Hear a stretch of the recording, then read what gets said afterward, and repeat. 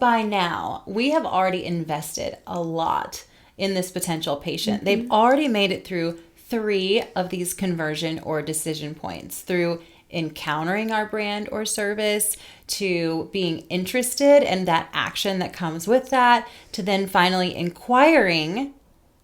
And now we're in the conversation stage. Welcome to Success Confidentials.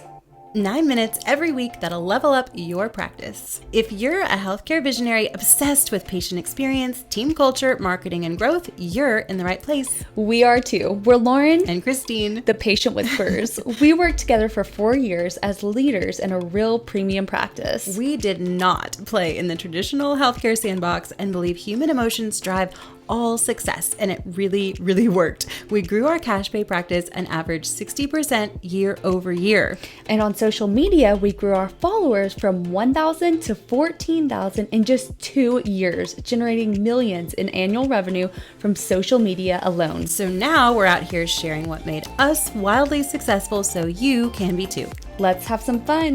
Let's dive in. All right, guys, today we are talking about decision number 4 in your premium patient's conversion journey. There are 7 points of conversion or decision in a premium patient's journey. So today it's number 4, which is what we call the conversation.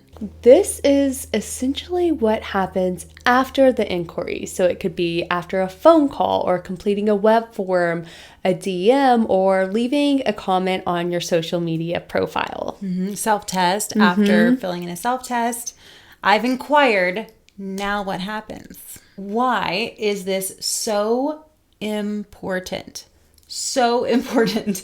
It's because by now we have already invested a lot in this potential patient. They've already made it through 3 of these conversion or decision points, through encountering our brand or service, to being interested and that action that comes with that, to then finally inquiring.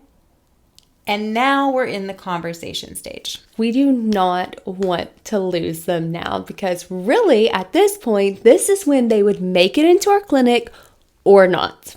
Today's conversation will help you reassess what happens after people inquire with your practice to make sure you're not losing any investment and throwing money into the wind. When we were in practice together, we were measured by practice growth. That was our number one focus. Yeah, ultimately, yes.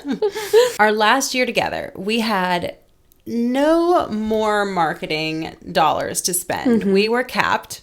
So we couldn't add to our marketing budget, but we needed to grow. And what did we do? We obsessed over our patient pipeline, that conversation, what happens after inquiry. Because we looked at the amount of leads we were bringing in with our current marketing that we'd already maximized and said, okay, how can we increase lead to consultation conversion rates? There's a gap here. This is where we can show growth. And it was insane because it worked like crazy. We added over $1 million in cash pay procedures to our bottom line just from changing what happened after inquiry and not adding any marketing spend to our budget. That is the kind of stuff that gets me excited. And what happens is that proves to us too the amount of money that's left on the table by not refining this point in the process. It's so incredibly important. So we've done a lot of secret shopper assessments all over the US. So we've seen a variety of practices. Yeah, we see a lot of the same things. It's not fun to deliver these calls and share with leaders what is actually happening when we inquire. Yeah, they are typically pretty shocked, in which we understand because we actually had a secret shopper assessment done on ourselves, and it was painful, but very eye-opening. So good. There's so much opportunity that's easily identified in a secret shopper. So it's definitely a love-hate. Like, I love identifying these things for practices because it makes their life easier. I also hate delivering the bad news because a lot of times it's you don't know what's happening. And let's face it, as leaders, we are so busy and we set up protocols and processes, but how often do we stop and go through our own inquiry process as if we're a patient? We don't have time to do that. No. So what are some examples of what we see during secret shoppers that most people are losing massive amounts of opportunity and leaving ultimately millions on the table by failing to optimize certain points in that conversation? Slow call time or response time is a big one, because if you are not answering the phone or responding to that lead quick enough, the scary part is that your competitor could be doing that. Yes.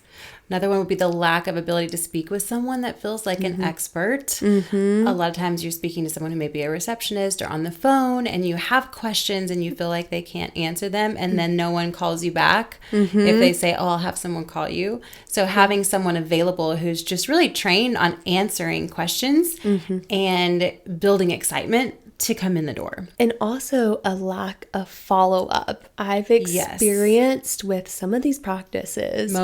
Oh, yeah. Where I call and inquire, I get one call back, and I never hear from that practice again. Or one voicemail back, like not even a connection. No. And that's it. It's the end. Or poor messaging or none at all, where maybe you just get a call or voicemail, or maybe you do get messaging, or maybe automated messaging that's bad. We see a lot of bad automated messaging where you can tell we have our CRM, we got it set up. Yeah. We use some plug and play templates for emails and it falls really flat. It does not feel personal. It doesn't feel informative. It doesn't, again, build excitement. Also, no text messaging. Texting was one of the biggest tools we use to get patients in the door in our practice. So many practices still in this day and age are not using text messaging effectively. I know. And speaking to text messaging and these automated messages, I know from my experience of doing these, I have received information automatically for 2 different procedures. One that I did inquire about and one that I didn't back to back. And as a patient, potential patient, it's a little shocking because I didn't inquire about cataracts. I was inquiring about LASIK. Yes. So if we're using automation, it has to be spot on. If it's messed up, it does more harm than good. Now I'm annoyed and I go somewhere else. As always, we want to leave you guys with an actionable takeaway from today's conversation. So carve out some time and go through your practice's inquiry process as if you were a potential patient. Or, as you know, we always have an easy button for you. DM us or shoot us a message about our secret shopper process. It takes it off your plate, and we do it from the standpoint of today's consumer and what emotions are they feeling as they process information. Where are they at in the funnel of consideration? If they are ready to go, if they're in information gathering mode, or just curious, we have to appeal to different emotions depending on where they're at in the stage of consideration. And there are 14 reasons why patients procrastinate in this journey if they've started investigating and then never make it in your door. What are those reasons, and how do we psychologically overcome those reasons for procrastination so they don't get stuck in the process and we actually get them in our practice? If we can help you with anything related to today's topic, use the link to schedule a free 30-minute synergy session just for new practices. For our existing practice clients, you already know where to find us. Now we want to hear from you. What resonated? What other topics are hot for you right now? We want to know all about it in the comments. We're just a comment away, so if you have any questions, we personally respond to all comments and DMs. If you're not subscribed yet, make it easy on yourself to see new episodes and reference topics that are helpful by hitting the subscribe button.